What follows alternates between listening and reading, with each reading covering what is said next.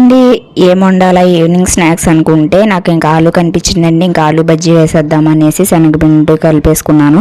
So salt, పసుపు, ఇంకా కారం, మసాలా పొడి వేసేసుకుని సో మనం తిక్కుగా కలుపుకోవాలన్నమాట, మరీ పలుచగా కాదు. ఎందుకంటే మనం ఆలుని వేసుకున్నప్పుడు వాటర్ వేసి ఇంకా అది మళ్ళీ పలుచగా అయిపోతుంది. అందుకనసం ముందుగానే తిక్కుగా కలిపెట్టుకోవాలన్నమాట.